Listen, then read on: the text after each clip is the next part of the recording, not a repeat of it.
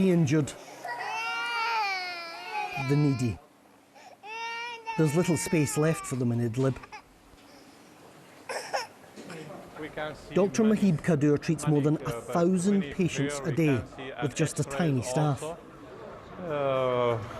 There is a large number of patients, and if just a few doctors, specialists, we have 3 or 4 just. The current ceasefire came too late for Amal. Her name means hope, something fast diminishing in Idlib. She lost her father, her mother, and her brother in 1 year.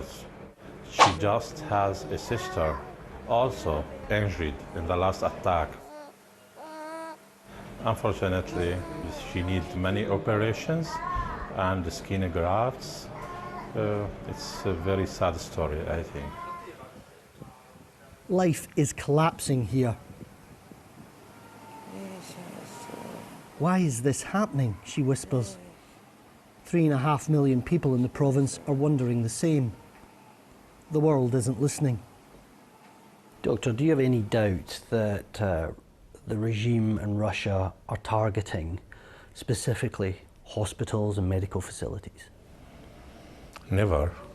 I'm sure that Russian Air Force and Assad regime attacked many times all hospitals and health facilities.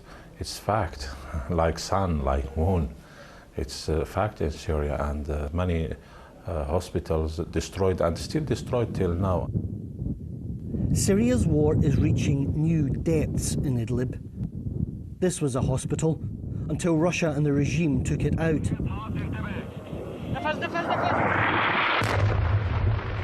One of many we passed that appear to have been specifically targeted. The United Nations passed on a record of their coordinates to Russia to ensure their protection. Instead, it became a target hit list, as the same places were hit again and again. Russia and the regime's campaign has been horribly effective. It's terrifying. All of these towns and villages that we've gone through have been abandoned because this is a war against what matters to people. Their homes, their schools, and their hospitals. This was a hospital until a few months ago. It's one of 40 that have been attacked since April this year. And it's causing people to flee in their tens of thousands.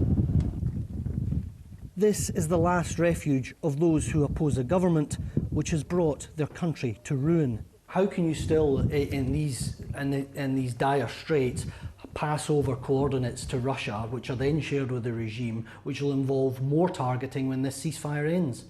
So the coordinates is a preventive mechanism. Many of the facilities... But it isn't preventing attacks on hospitals. At the same time, I think we're now upping, further strengthening the mechanism. 40 hospitals have been attacked in the last few months. And many more schools have been attacked, and many water points have received direct hit. So the system is broken.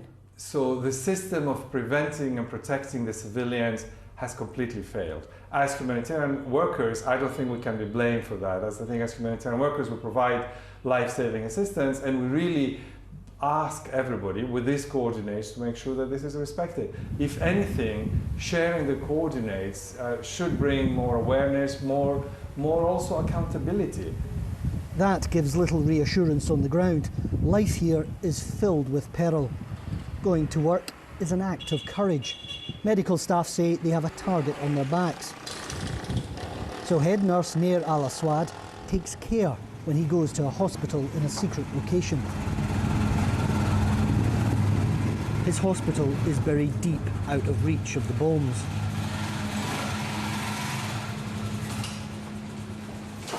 We were told to move fast too.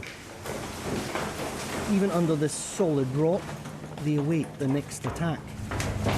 The UN says humanitarian operations are about to reach breaking point. Airstrikes aren't the only worry. If regime ground forces advance a few kilometres, then here will be abandoned too. So people continue to race to the border. We headed south, deep into Idlib, escorted by the self-styled Salvation government. The men who rule here are deemed terrorists by the West, but these camps are full of families and innocents. The Assad regime doesn't discriminate. There's no question that attacking civilians, hospitals, schools is a war crime. Do you think anybody will ever face justice? I don't think. Nobody care. I hope I can see justice in Syria for every one who injured Syrian people. But I don't think I will see it all my life, at least. Amal and Tasneem have known only this war. It's far from over, but already the living, the dead, the injured have been forgotten here. British Prime Minister Boris Johnson has